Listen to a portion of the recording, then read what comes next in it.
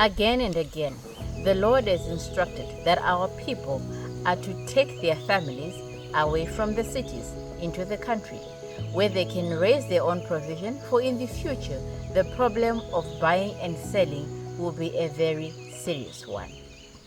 Hi friends, welcome again to my channel. My name is Henrietta Mandula.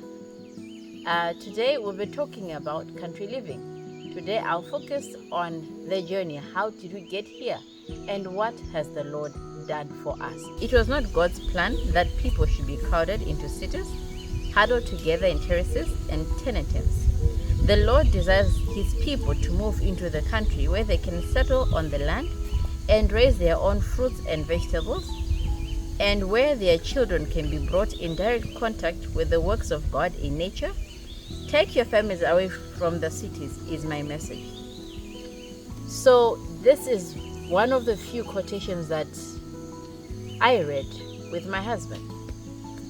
We had been reading these things for a very long time, and it came to a point where we said, enough of reading, enough of preaching, but it is time that we put into action what we have read and have learned and follow the instructions of the Lord.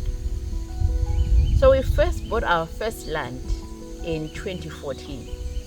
It was about 15 minutes drive outside Lilongwe, and that land we had been planting our vegetables and our fruits, trying to grow also an orchard, but then we were not satisfied with the whole environment the way it was. And I remember we designed the house that we wanted, how we wanted to look like, but for some reason that plan didn't seem to fly, didn't seem to make its wave or to make its way. So years kept going, 2014, 2015, up to 2019. I remember in 2019 we had gone for a conference in Botswana, and when we came back, we came to a new environment where we had a sudden spread of a disease. And within that 2020, then we started saying, you know what, let's visit friends who have country homes. And in visiting friends, we'd take our whole family with our children. And we visited a couple of homes that were pretty far from the towns. Like really far, as we thought they were. And I remember one particular family say to us, you need to sit down and tell God what you want. He has already plans of what He wants you to do, as instructed by our councils, that He wants us to live outside the cities. But then, what do you want? What kind of land are you looking for? And what do you want to grow on that land? So with the start of that, we went back to the drawing board. I remember telling my husband to say, you have traveled this whole country from Sanje to Chitipa, and you've seen a lot of places. What kind of land do you like, and how should it look like? Mind you, I've only been to a few countries, but for me, I would say I've been to Inyanga, and I knew Inyanga in Zimbabwe, how it looked like, but I didn't fully know how the other areas of Malawi looked like, though it is home, but I had not been here in a very, very long time. And I remember him saying, I want a place that has a lot of trees, and the region that I've seen in my travels that is that kind of ideal place is in Bay. And then we said, you know what, let's try to venture and look for a place in Bay. So I had a maid, my helper, who helped me find this place. I remember when I told her, she said, Mom, there's land where I come from, and there's a lot of it. Many people don't stay in those lands because they say it is too far. So I'm like, okay, tell me where it is. And she did. And then we came here to meet the chief and his team, and they showed us around the region. And before showing us, they asked us, what are you looking for? And we told them that we want a place that lots of trees and that is a stream. And he said, I know the right place for you. So he brought us to the land that we now call home. And I remember when we were coming down the mountains, it felt very far and the walk was very hard, as someone who didn't do a lot of hiking. And when we got the land, we were satisfied with what we saw, and we were like, this is the land for us. And we went back home. So when we went home, how the Lord works in these things is for Him to be glorified and for you to say it is the hand of the Lord. He makes sure you are broke somewhere along the line.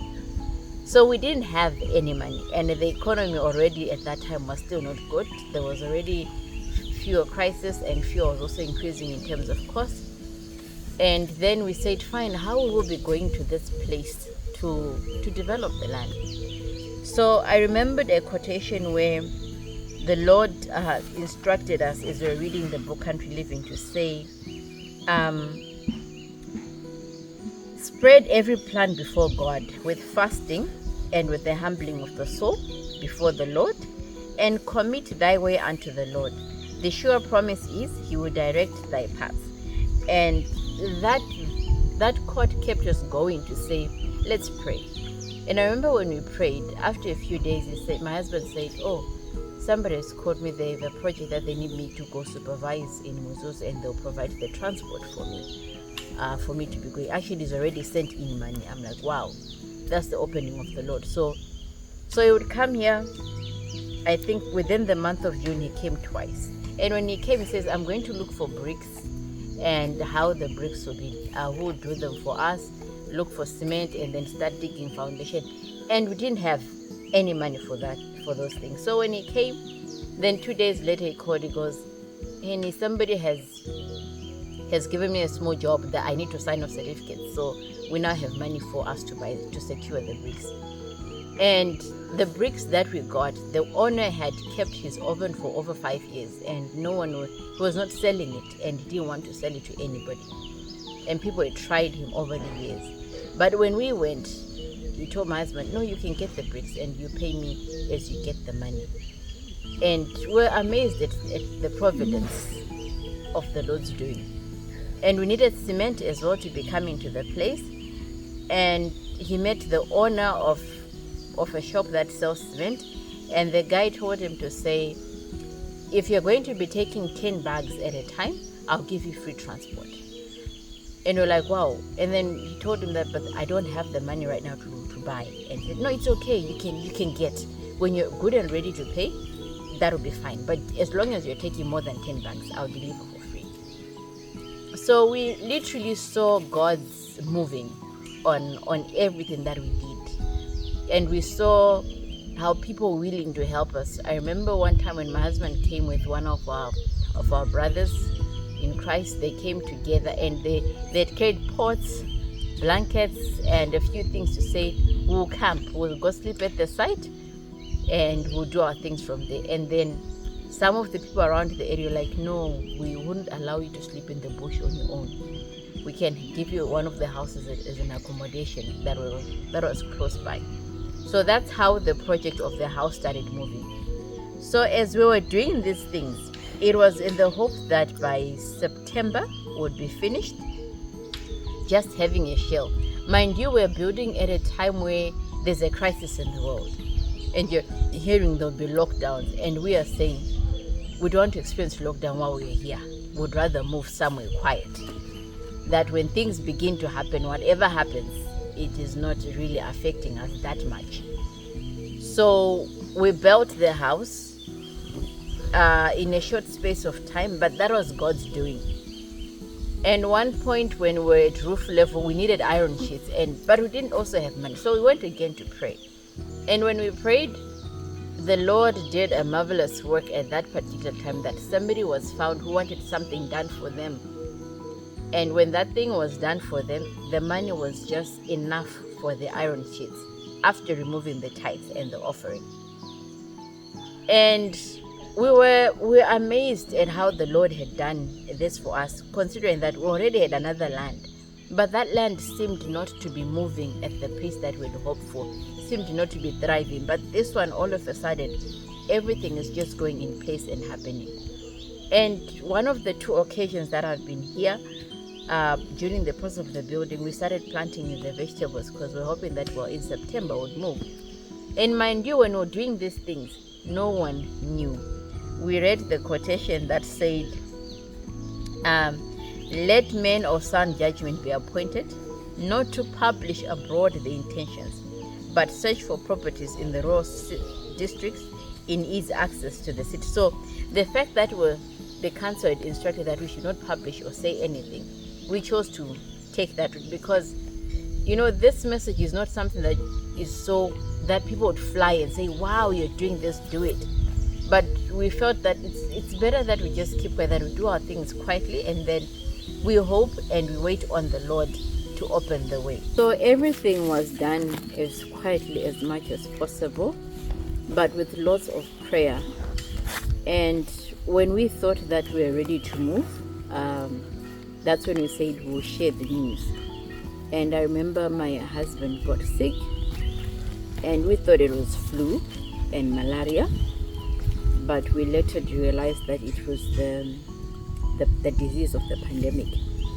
And we did a natural treatment from home, because literally we're just, that disease, you're just fighting without knowing what it is that you're fighting, because we took it literally as if it's just malaria and something else.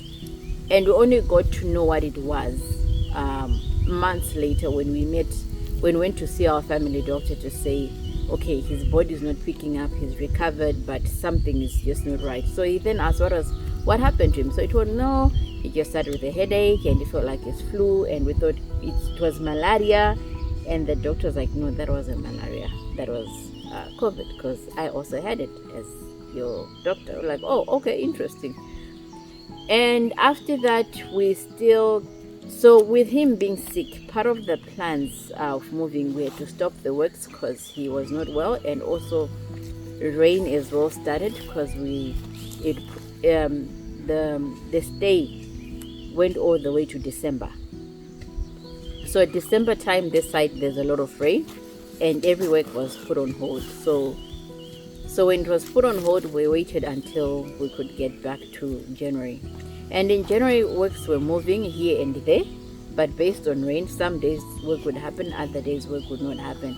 But what we wanted was that as long as the house has windows, a floor, and we have two main doors, the exits and the entrance doors, one from the living room and one from the kitchen, then we're okay to move. And still the garden was still thriving, because I would call to check how are the vegetables, and I'd say, anyway, those vegetables that have produced a lot, you can share with the people and all that. And the time came for us to move, and that was on February 8th. We arrived here in the late afternoon, and the truck that was moving us arrived late at night. We only slept after midnight, and in the morning there were showers. It was drizzling because the whole week before that had no rain, so we told that no, it's dry, you can move in now. And when we got here, I went to see my garden. Guys, there was nothing. Every vegetable that I planted was not there. There was no sign that there was ever life on it. And I didn't understand, to say, I plant vegetables at home, they stay for a long time, and I did the same here, so I was expecting to still find some vegetables.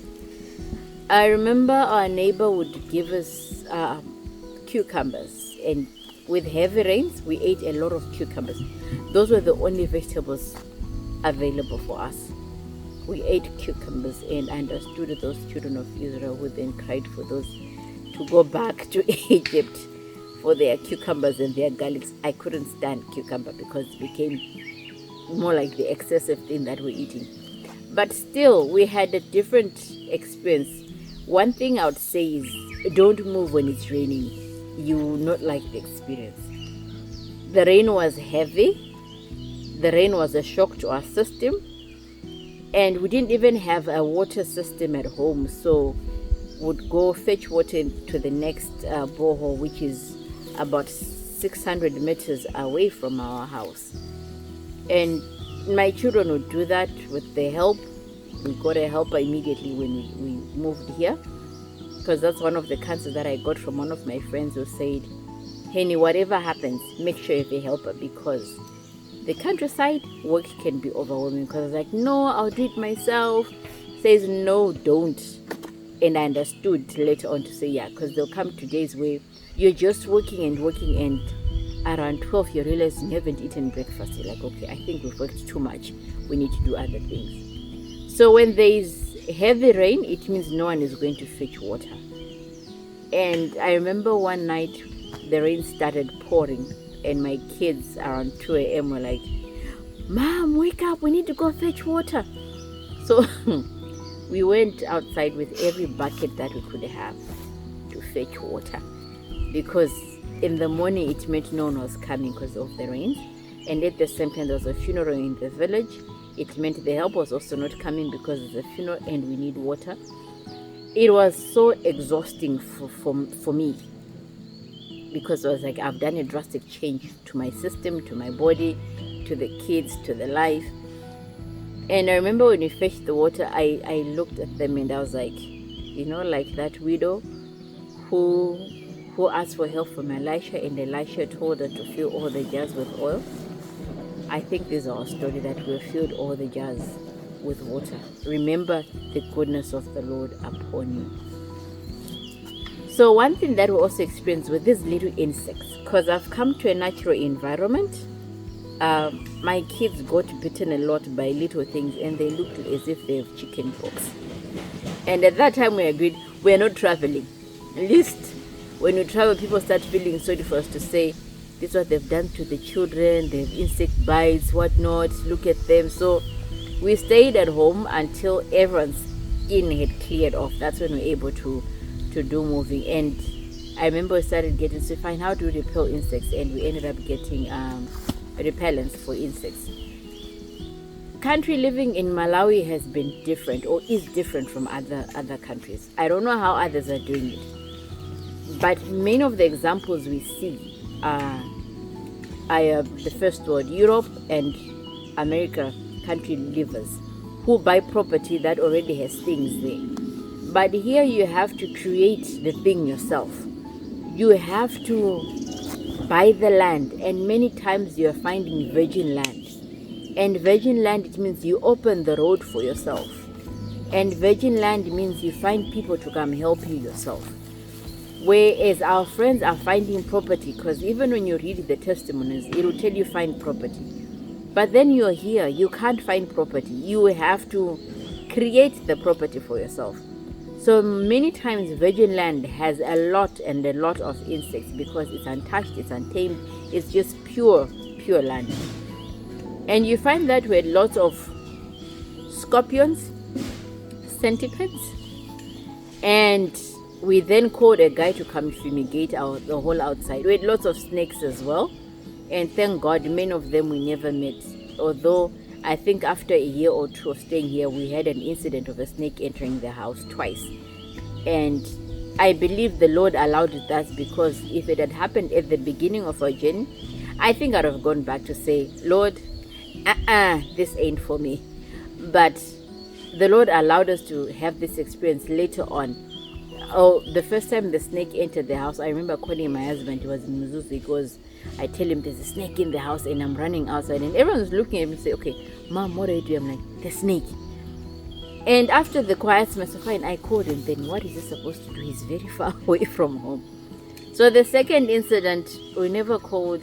I just called my boys, because I was also a funeral in the area. I called them to come home because the kids were home. They already put the snake at bay with cutting lots of onions, so they already knew what to do. That was an experience that they gained that no one would take away from them, that they can survive. And when the boys came, they were able to pull out the chairs and kill the snake and all that, and that was it. And I remember being calm about it. And when my husband came after supper, that's when we told him. And I told the girls to say, keep quiet, because children are children. Once it's by the car is just stopped, Daddy, this has happened. So at that period I said, just close your mouth. They were able to close the mouth. So what has the Lord done? When the Lord told Abraham to move, Abraham didn't know where he was going, but he listened. So when the Lord says move, you listen.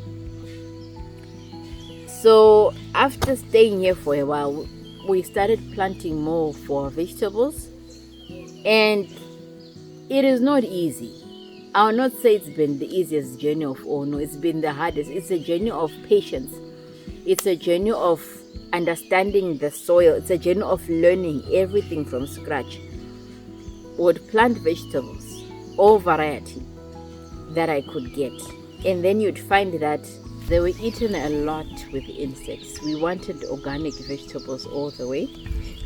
And we had to learn to say what works and what doesn't work. We didn't want to put pesticides on any vegetable. So I remember one time we attended a country living session, conference sort of, at a friend's place, which is in Rumpi, and we got to learn about certain trees that their leaves act as insecticides for controlling pests. So it took a lot. And you'd find that our vegetables would thrive from May all the way to December. But anything after that, once there is rain, no vegetable would survive because the rains here are quite heavy. So we had seasons where we knew what to plant and how to plant. Guys, this is a learning thing. You're coming from a different lifestyle. You don't know how to plant lots of things. You don't know how to be independent. I remember one time we'd planted beans. They were nice and ready, but because I'm used to buying, my first thought was to say, let's go buy beans. And I remember when we were going to buy, my helper said, but auntie, you have beans in the garden. I was like, oh, I have beans. Yeah, I do have beans. So the natural mind was inclined to say, let's buy this. And with that, we learned to say we need to adjust the lifestyle. It is not easy to just transition from one lifestyle to the other. Work has to be involved. The thought process has to change. There is need for a lot of prayer. And the other adjustment was that we were far from family, far from friends that we were used to seeing almost every now and then. And every visitor that comes was a treasure. I used to laugh at one of my friends in the countryside in Cholo. Every time we would tell them that we are coming, she would call almost every hour or 30 minutes and say, "Henny, where are you guys?" And I never understood why she did that until the day they drove to come here, that I also did the same with her. So when she arrived, she laughed hard, says, "Now you understand the value of a friendship because you are far." And I remember when they left, I felt the pain. And another time with another family friend as well come. That one, I think when they left, it crushed me. I went to sleep. I cried because I felt the gap to say, Lord, what kind of life is this? It is different. It is hard, and one needs to adjust. But how do you adjust? Mind you, excuse my hands, too much movement, but there are a lot of insects where I am. These little things, the little annoyances of the countryside that we live with.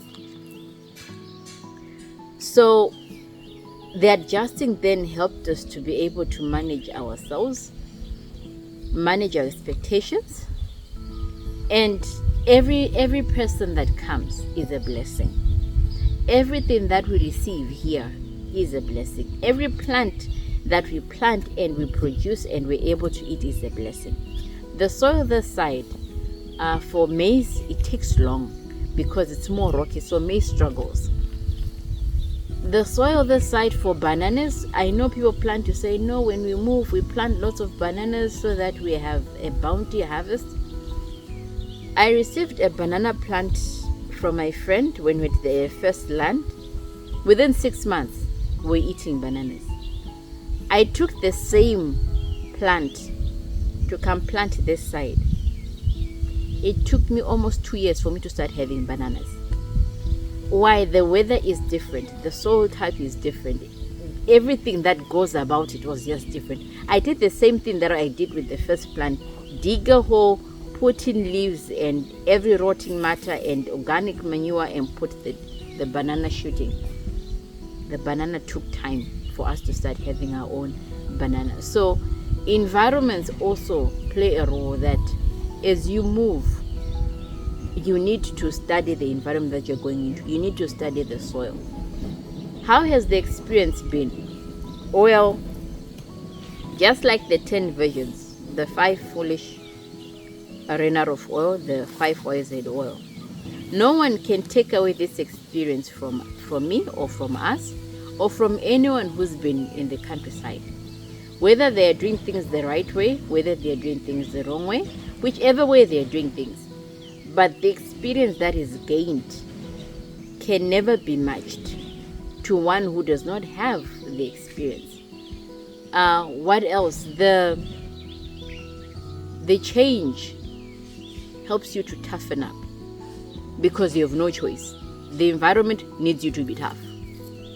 The environment needs you to be on top of things. The environment needs you to not slack, but it needs you to move with the pace and with the time. So there's a lot that I can say, but in a nutshell, this is how we've been able to be here. We've been able to build our house the way we want our house to look like, not the way, there's no standard, there's no one size fit all, there's no this is how things should be done, but God is the standard. So if you want to move, pray sincerely, ask God, bargain with God to say, I want to do this. This is what you've called us to do, but then I desire this of this. And if it's in His will, He will provide the thing that you're asking for. He will provide the needs that you have according to His riches in glory. Do not doubt His power. Do not doubt His providences. For us, He surprises us in many ways than just one. And we are grateful for all the things that He's given us, the bounties, the food, the shelter, the resources for us to be able to do a lot of things, to manage our home, to manage our children, to manage our families. There's a lot that the Lord has done for us, and we are always grateful for Him. Our experience will not be the same with yours, neither will yours be the same with us. But one thing I can guarantee is, when you trust the Lord, He is able to do more than you can ever imagine. He is able to give you more than you can think of. He is able to put your heart at ease. He is able to make you happy. He is able to sustain you. Trust Him and follow His leading and His guidance. May the Lord bless you as you plan, as you pray, as you prepare. May He help you to be able to make the right decisions for your children, for your family, and for everything that surrounds you. Goodbye for now, friends.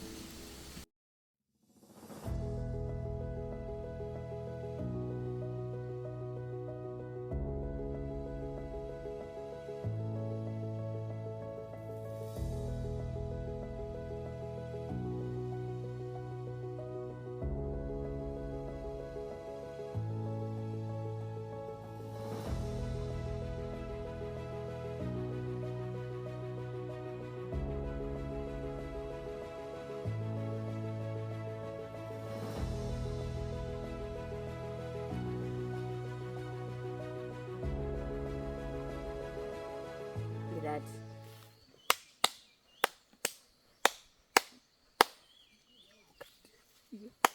Kasuna, guys, isn't you'd find that when we Kasuna